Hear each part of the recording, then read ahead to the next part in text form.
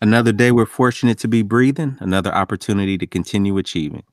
Welcome to Practical Pivot, everyone, the show where two average guys discuss small steps we can take to change the direction of our lives. I'm Mike, And I'm Sean. and today's conversation is about Sean. It's about his follow up to the home buying experience, some of the things he's learned, some of just some of the things he's learned, and we'll discuss my opinion, his opinion, and just the overall experience. Right. Before we get into that, though, Sean, as always, how was your week, man? If you guys are watching this in the future or whatever, it is the week of like daylight savings time, and I'm whooped. Work is work, but when it comes to it's later outside, but still lighter. So I'm thinking I got way more time to do what I got to get done, and it's like 8 o'clock at night, and I'm like, oh, I'm so tired. But yeah, I mean, other than that, besides doing that follow up on Monday, and other than that, life has been life. Cool. What about you, Mike? Anything you got going on new this week?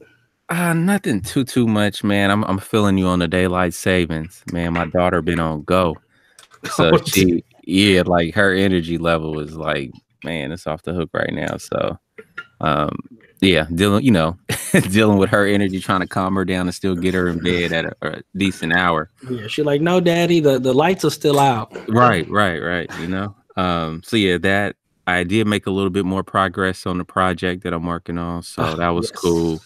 Yes, you guys are gonna love it when it comes out. So stay tuned.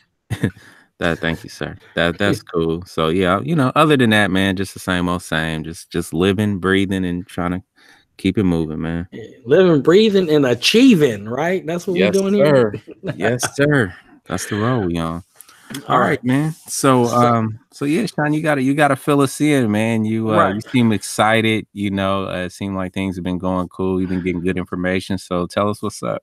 Okay, so well, first and foremost, I maybe seem excited, but I'm very scared. I'm very nervous about this whole process, and that's why I did the home buying workshop, and then end up doing a follow up with the mortgage broker. And we sat down and just kind of like how I knew what was going to happen. We qualify for a loan, but at the same time, it's not the loan terms that we want. And after sitting down with her, we're not that far away from getting a better loan. Now, if you're new to the home buying experience, which I am totally new, and that's why I want to share this experience for maybe some of you that may be in the position to buy or buy soon or whatever. And to me, it was so scary. So I just want to share this with other people that may be in the same position as I am. But again, we qualified for a loan. They're like, okay, come with, we're doing, if you don't know, there's so many loan products out there. So the main ones are like a 30-year fixed, or like something like FHA. They got FHA with, what is that thing called? Down payment assistance for folks that don't have readily cash on hand, which is one of the programs that we were going to go with. But just so many different, and then if you sit down, and that's why it's probably good to go through like a mortgage broker versus like a bank, is they can offer you more products and they have more knowledge. Like if we went and bought in a different area, they actually qualify for a different type of loan that is specific to the area if you bought a house in that area. So again, there's a lot of information, and that's what makes home buying so scary. And like, having a mortgage or whatever, or, trying to figure out what type of mortgage you want, so scary. So just to kind of throw some numbers out there, what we qualified for was maximum $550,000, and for California, I mean, Mike, you could obviously key in on this, somewhere around that might be like 450, between 450 and 550 is about the median where we want to live. Mm-hmm. But it does come with a 6.7% interest rate, which is pretty high. Wow. Right. Yeah, that is high right now. Right now, it is. Yeah. Yeah. So right now, if you have really good credit, you get a 4.5%, and that actually just upped from 3.8 or something like that. And those numbers, like just those, you think 3.8 to 4.5, that's a lot of money. So to think going 4.5 to 6.7, that's even more money. So again, just trying to finish out the numbers. If we wanted to buy a $550,000 house with 5.5% down and down payment assistance, we would have to come with $6,700. So that's not bad. And again, these are all estimates, and these are all based upon what it is at the time. So you come with $6,700, and then you would have to be willing to spend $4,100 a month for your mortgage. And that's ridiculous. Man, wait. I mean, for some people it's probably nothing. For others, it's probably a ton. But man, that's a lot, man. That's a lot. Yeah, and just to throw this out there, we're a little bit over, $2,000 a month. So to think about doubling that, you're going from a little over 2,000 to over $4,000 just for the house. That doesn't include anything else. It just wasn't something we could pull the trigger on. So, again, working with her, and that's why I said when you work with a good mortgage broker, she was like, well, let's see where you're at credit wise. And, it's funny because she she talked about if I knew who David Ramsey is.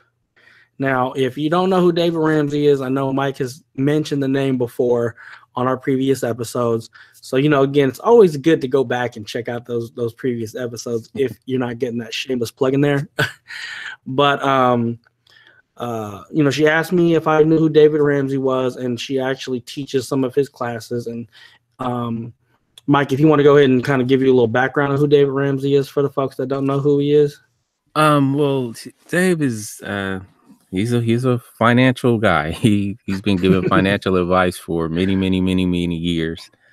And he has a very, I guess you can say, not simple approach to it, but just something that everybody can understand. I mean, he doesn't overcomplicate anything. He gives it to you raw. Some people might not like his delivery, but I think it was great because it lets you know, man, live within your means, save money, get out of debt, just very simple stuff that a lot of people just don't do. And, living within your means is one of them, is something big that he preaches. And just, no debt, staying out of debt, stop taking out loans, stop taking out, buying unnecessary stuff, so. And I want to say, I think one of his principles was the reason why you got rid of all your credit cards. Is that right? Absolutely. I mean, and he didn't, I don't really recall him saying, like, oh, immediately go cancel all your credit cards. It's just like stop using them or cut them up, because it's not really good to cancel your credit cards. Right. Because I know it does take a ding. It does ding your credit. But for me, I just wanted to take a more, a bold approach, I guess you could say, and just say, you know what, I'm done. I'm doing a complete 180. And not that I was ever in debt. I always pay my credit card off in its entirety every month. Like I would pay it off, zero balance. So I never had any debt rolling over to the next month. But he'd always mentioned something about, people talking about the points that they're getting and all these different things. And, like anything, casinos, anything that is made for the house to win, right? Right. So you spend X amount of dollars and then it's like, oh, cool, I just got these points. Well, it's a reason they're doing that. And it's because there isn't that, and I've discussed it before, even on here, there isn't that emotional connection with actually seeing cash leave your hands and going to somebody else. So people tend to spend more. And I believe that. Right. And I've already noticed it. I pulled the last 3 years of my credit card statements and see how much I spent for my year-end summaries. And man, I can't even believe how I'm like embarrassed to say how much I spent, especially when I don't really have much to show for it. Now, keep in mind, I did pay bills on it sometimes just to get the points or whatever. Again, I still pay it off at the end of every month. But when I looked at those dollar amounts, dude, I was in disbelief, man. Seriously, like it's crazy. It's crazy. Okay, so like you said, it was interesting that she had mentioned them, and again, Mike had mentioned them before on here as well. So we kind of wanted to talk about that. So she had gave me some techniques. She had basically scrubbed my credit, and she wanted to make sure that everything was correct on there. If there's anything incorrect, And then she basically said some of the key things that she said is make sure you at least have your credit card balances below 50%. And if you get them under 30%, that's going to jump your score exponentially from 50% to 30%. Work on that. She said, don't ever let your balance exceed your limit, especially when it rolls over into the next month, because then that gets reported to their credit report or to the credit bureaus. So, even if like right before, your due date, pay it under that limit so that it doesn't get dinged on your credit report, because that shows up on your credit report. Another thing too is if you're, close to your limit, keep those limits down. Obviously, if you're going to keep them under 50 or 30%. And then of course, like, Mike said, if you could wipe them out, wipe them out. And then one of the techniques that she had talked about was a technique to actually wipe the credit cards out, which we'll talk about here in a minute. Just want to keep track of time here, guys. Sorry about that.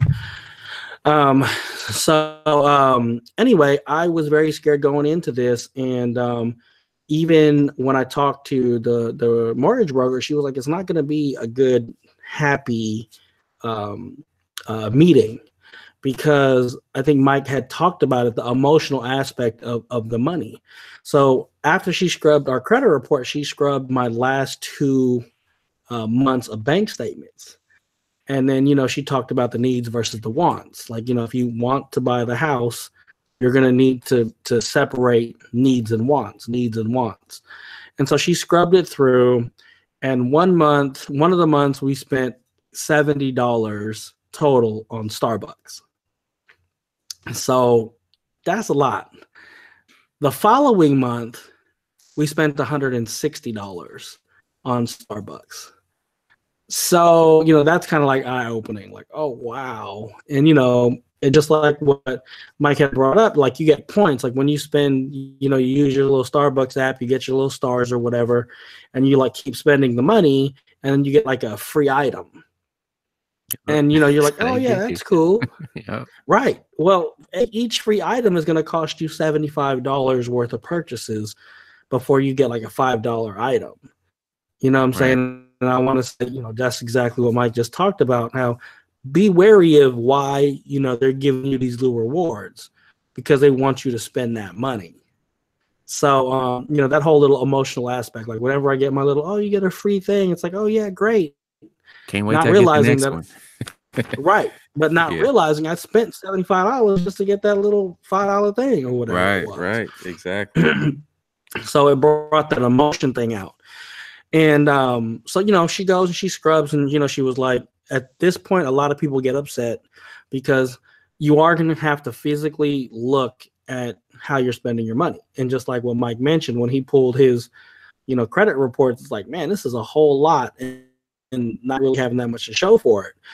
Some of the things she pointed out was like, I'm part of the Dollar Shave Club where I do the little razor thing. She was like, those things come out, it's like $6 a month, but through the course of a year, all those things add up like that. If you have Netflix, all those things that are automatic deductions that are very small. So I want to say, I think it's like $100 or $120 worth of like, the little clubs that we're in, like the Dollar Shave Club, Netflix, Hulu, the music streaming services and things like that. So, she really scrubbed it, and it made me look, you had to take a look at like yourself and be like, damn, I am wasting a lot of money. And emotionally, she tried to prepare me like that's not a good feeling to like finally come to the realization that you could be saving. And I want to say when she did the math, she was like, you could have saved between these 2 months, you could have had $3,600 in the bank. Wow. If you just scrubbed your stuff. Now, again, this is me owning where we are, as far as like, these little things, or do you really need to go out twice a week, or, what I'm saying? Or do you really need, and she really scrubbed it away. And to work with somebody that really makes you look at yourself like that and kind of warned me like, hey, if this is what you want, it's really going to show how motivated you are to do this. So again, she, working with her, she was and I think I really liked her because of her attitude. She wasn't like over the top or condescending or like, well, you guys can't qualify, you won't pull the trigger on this, so I'm not going to really put my best foot forward. She really did, and she really presented everything in a very caring and concerning, like, if you want it, this is what you could get now.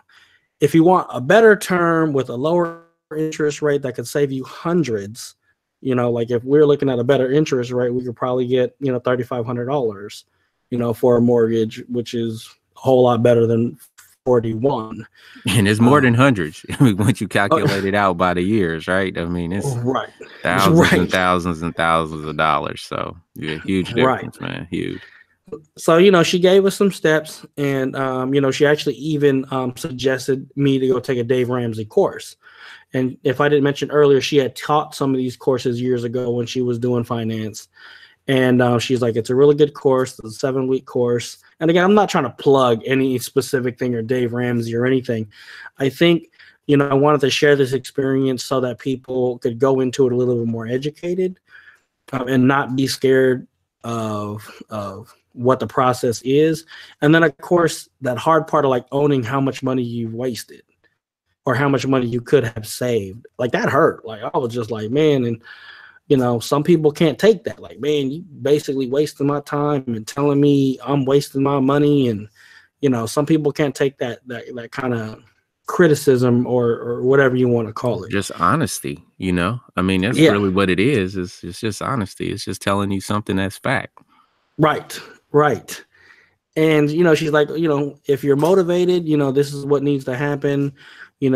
Basically, after coming out that meeting, we are going to be working on debt reduction, not debt consolidation, completely different. So don't kind of get those, because I was like, oh, debt consolidation? No, debt reduction.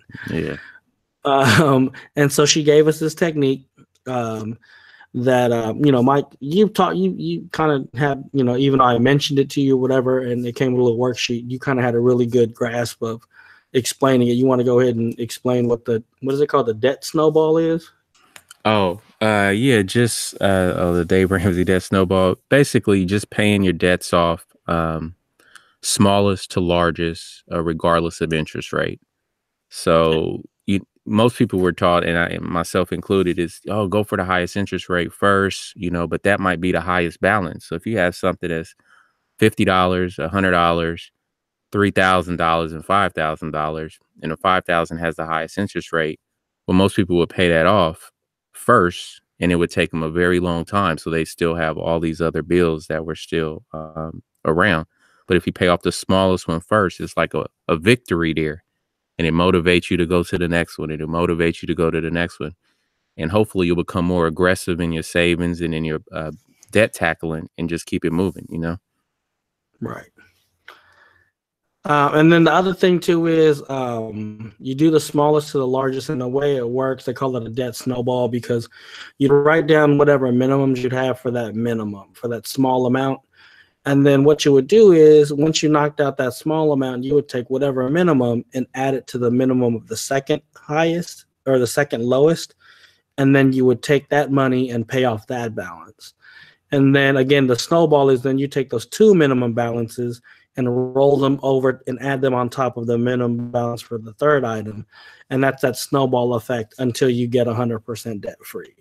So I thought that was also, a really, again, a practical pivot you can do in your daily life to get you out of debt. You like what I did right there? So what would you say is your from the second time that you went, what would you say was your biggest takeaway from it? It's scary. I ain't gonna lie to you. I walked away like, wow, it's a scary process still, but at the same time, I'd have to say the positive that I took away from it was the fact that it's doable. Mm-hmm. I think me and the wife had talked about how, purchasing a home is years away for us. And when we looked at our situation where we could get into something now, or, we could work on our credit and work on, our spending habits and things like that, and get potentially something, obviously more affordable, or be able to qualify for a better interest rate. I think Mike had said it off camera when we had said, don't let that emotional thing hit. like I would have loved him. Oh yeah, let's go for it, you know. But $4,100, like, man, that's a lot of money. That You is know, insane to me, man. I right. mean, I don't know. That's a lot. That's a lot. Right. So my main takeaway is the fact that it's doable and it's not as scary as I initially thought, especially when you're working with somebody that's going to be empathetic to your situation. So, yeah. Okay. Okay. Yeah, I would I mean, I can't emphasize enough on that emotional part of it, man. It's it can get you in a lot of trouble. And the difference between paying rent and mortgages is night and day, because you get all the other responsibilities that come with the house. You know, so Right. you got to account for that, you got to save for that. So it's just it's a lot more to it. So I'm glad that you are moving in the right direction, and you have what appears to be somebody who is looking out for your best interests working with you. Right. You know, and I that's think very so. helpful. Yeah, yeah. That's great, man. That's absolutely great. Did you have anything else you wanted to add before we start to wrap things up? No, I'm good. I think I did a lot of talking. I don't think I need to keep talking. All right. You know, well, like I said, you know, I guess although I didn't attend, just from talking with Sean, my takeaway from it is you have to be patient. Yeah, You have for sure. to, yeah, you have to be patient. You have to know what your goal is, and just keep it in line of sight. You know, once you start prioritizing what your needs and your wants are, and you start saving the money, then you'll start to get to that goal that you want. And his being buying a house, he has to figure out what's important to him when he goes to buy something and he reaches in his pocket for his cash or his card. Do I Right. really need this? Is this a need or is this a want? Right. You know, what do I want more? Do I want these shoes and this coat right here, or do I want this house? So Right. yeah, man, I'm happy that things seem to be working out. All right. Well, it looks like that's about all the time we have for today's show. We'd like to hear your thoughts, so join the conversation and leave a comment below. If you like the show, please like, subscribe, and share. Hit the little bell icon so you don't miss any future episodes. All right. And if you have any questions, comments, or emotional outbursts, you can find us on Twitter. It's at Practical Pivot. You can email us at practicalpivot@gmail.com. You can also head over to SeanFlack.com and click the YouTube channel tab for web access to this and all of our previous episodes. Again, thank you for joining us, and we'll see you next week. Peace. Peace.